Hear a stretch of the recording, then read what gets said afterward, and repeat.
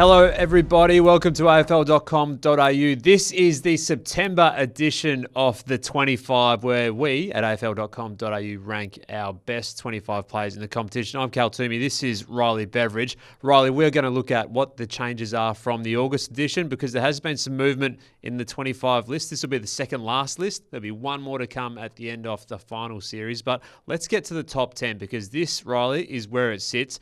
Marcus Bontempelli remains at number 1. Nick Dacos at 2. Jeremy Cameron at 3. That's all as it was. But Nasiah Wanganeen-Miller had gone up to number 4. Zach Butters, 5. Isaac Heaney, 6. Noah Anderson moved up the board to number 7. Jordan Dawson, what a start, number 8. Sam Darcy pushed down a little bit. We'll get to that in a second too. And Caleb Serong at number 10. But Nasiah, the Messiah, has timed his run perfectly to get up the board. Tell us about his ascent. Yeah, it caps off a remarkable month. Got a new deal, as he reported exclusively on AFL.com.au, and as he let everyone know about it, the All-Australian Awards as well. You ruined his announcement to his teammates, but he's moved up 3 spots. It's a remarkable ascent, as you mentioned, for Nasiah Wanganeen-Miller, given he wasn't actually in the 25 when we started this year. The first edition back in May, he wasn't there. He got in June, but only just squeezed in. He was at 23rd to start with, then he went to 20th, then 7th, and now he finds himself in 4th. And I think that's about right. I think given the influence he's been able to have in a number of different roles, obviously started the year across half-back, and that's where he was named as an All-Australian, but then we saw him push into the midfield second half of the year and have a real strong influence on games there. And then we've even seen him go in and play as a forward. And when he does play as a forward, his ability to play almost as like a key forward is remarkable. He's got that aerial leap, he's got the jump, he's got the contested marking ability, and he can also finish around goal. So fantastic player, one of the most influential in the competition. I think that's why he's number 4 in this list. As is Noah Anderson. We saw that last week when he was judged the joint winner of the AFL Coaches Association Award for the best players of the season alongside Bailey Smith, of course. Now, he has moved up the board too and will lead Gold Coast to its first final series on the weekend, up to number 7. Do you reckon that's right?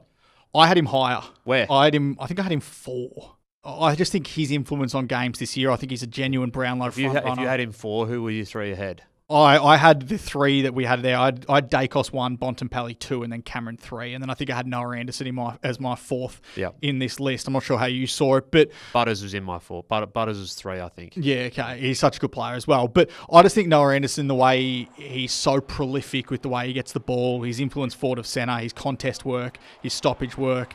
We saw him kick remarkable goals this year, most notably that one that won in the game against Collingwood on that Friday night, their first ever Friday night game at home.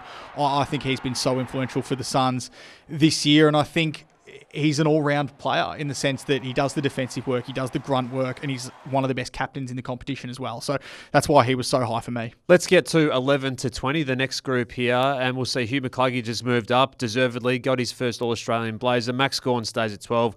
Lockie Neal and Bailey Smith, a slight adjustment down the board as a couple of other midfielders have moved up. Matt Rowell stays at 15. Riley Thilthorpe, he's a big mover in this bracket, up number 16 now. Luke Jackson at 17. Holmes, Goulden and Green all in that mix. Errol has moved up. Well, I think it was just a bit of a reminder of how good Errol's been and is. On Goulden, though, he missed that first half of the season. Sydney absolutely missed him. I think there was no wonder that when he got back to their starting side, they started to play better. They were 7-3 with him in the side in 2025. So I think from an AFL.com.au point of view, if we did this at the start of next year, he's going to probably be in that top half a dozen or so, I'd say. Well, I was going to say he's 19 on this list. If he gets a full season under his belt, where do you reckon he is? He's a top 10 player in the competition for me. I agree. Yeah, so influential, as we mentioned. And I love midfielders that go forward and hit the scoreboard. He did that. We saw it in, I think, round 24 against West Coast when he had 36 and kicked 2 goals. So he's one of the best in the competition. I think he'll be top 10 next year. And there was one new addition as well. As we look at the 21 to 25 spots, there's always a little bit of wrestling for those last couple of positions in the 25. Finn Callaghan is the new name. So not a lot of change otherwise, but Finn Callaghan comes into the group.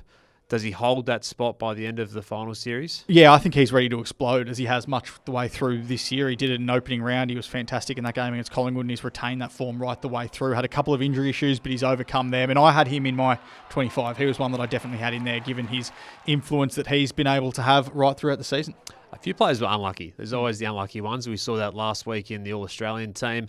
A lot of unlucky players there, as there are unlucky ones in the 25. So some All-Australians who did make the All-Australian teams, they got up there, they got their blazer, they chatted to Jack Riewoldt.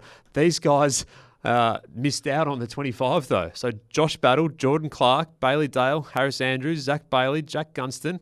It's half the back line, really. Yeah, I had Harris Andrews in mind, and I reckon he's stiff 24/7, I reckon, Harris Andrews, because I reckon he's one of the most underrated players in the competition. He's consistently one of the best defenders in the league, but he never gets recognised as such. I think Sam Taylor at 24 was basically the only key defender in this list. I think him and Harris Andrews are on par in terms of how good they are back behind the ball with their intercepting, with their spoiling work. So I had Harris Andrews in my 25. I reckon he's the most unlucky for me. It's tough to crack, which it will be tough to crack as well at the end of the September edition. And at the end of the September final series, we'll have one last crack of the 25 on AFL.com.au. Stay tuned for more.